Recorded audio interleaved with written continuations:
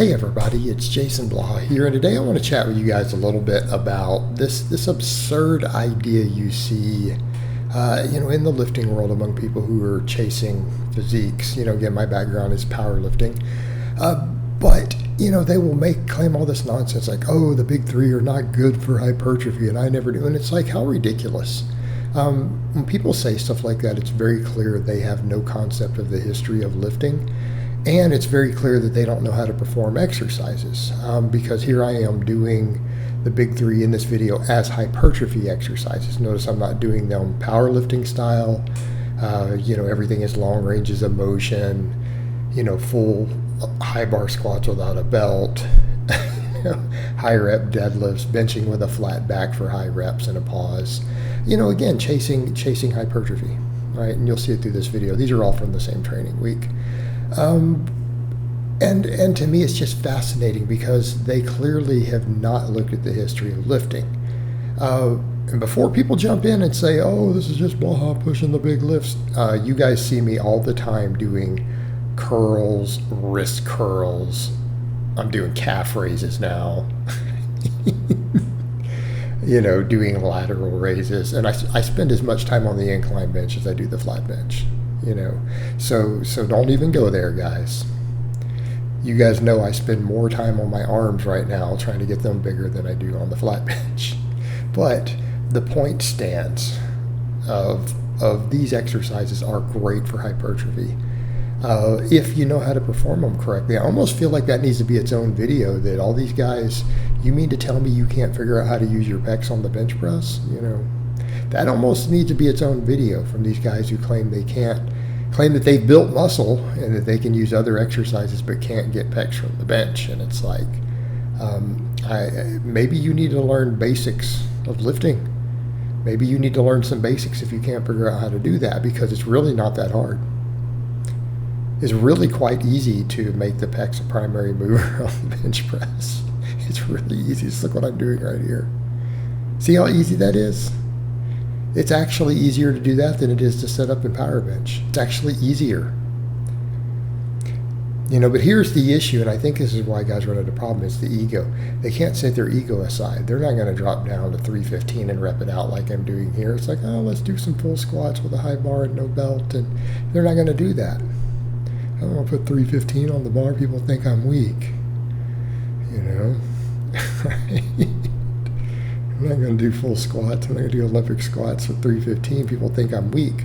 Like, man, but it'll get you pretty big. You'll get jacked. Come on. Of course, I'm an old guy. No one wants to listen to some guy about to be 47. But the thing is, these exercises go back historically. For decades, guys who had the best physiques all did these movements. They did all these exercises. They did all these classic barbell movements. Okay? They did these classic barbell movements, but they knew how to use them. They knew that you go heavy on them when you want to get stronger, and you do reps on them when you want to get bigger from them. Not saying you have to go just one or the other. You can do them both in the same workout sometimes. That works too. Depends on what you're doing, what you're training. But nowhere in the history of lifting has anyone struggled to use these as hypertrophy exercises. It seems like it comes into vogue every few years, and you'll still see some trainers who stick to that, who've been doing it a long time. It comes into vogue, and they're like, well, I don't like these. And it's like, well, they're going to talk about physiques with it, and it's like, I don't know, do you have a better physique than Reg Park? You have a better physique than Franco Columbu or Arnold Schwarzenegger? Are you doing better than they did? Because those guys all used these lifts very successfully. They were all strong at them. They all did them for reps also. They were all big and strong, and they used these as part of their training. And it's for good reason. It's for good reason. Think about how many muscles are involved. Right? Look at the squat. All right, if you do it like this, I'm not talking about a power squat. I'm talking about using knee wraps and doing the ultra wide, barely cracking parallel on a wide stance, which is way less quad involvement. Wrapping your knees up. All right, there's a big trick to getting more quad on some of these. Quit using sleeves. Quit using wraps. That'll help. right? Actually do the bottoms of these movements and don't use things to help you out of the bottom. So, actually squat below parallel with a narrow stance and no wraps. You'll get some quad stimulus. Lo and behold, right? It's a great quad and glute exercise. If you look at the limited amount of data that's been done, I don't see much else out there topping the back squat, the full squat for quad and glute development. You look at hypertrophy data, it's pretty solid. Now, am I saying some other exercises aren't good? No, I think leg presses can be great. I think the hack squat machine can be great. I think if it's well designed, and this gets tricky, a belt squat machine can be great. Okay? So don't get it twisted. I think lunges are great. There, I'll say it. You know what? I think lunges and split squats are great quad and glute exercises. But if we're just looking to just put on sheer size off of one lift, the back squat is up there. I come over to the deadlift is too. Granted, the deadlift doesn't put anything in the best of lengthened positions, but do it for full range of motion. Quit using deadlift bars. There you go. Use stiff bars. Do full resets. Push it to fatigue. Deadlift can be a great hypertrophy exercise. You can't handle a lot of it. All right, I think here I just did a 12 rep set with 405. I'm like, I'm done. I don't want no more. And keep in mind, you guys have seen me deadlift over 600. Now, granted, this is beltless on a stiff bar. I've done 635 with a belt. Changes a little bit, but same idea. Think about how much muscle mass gets involved.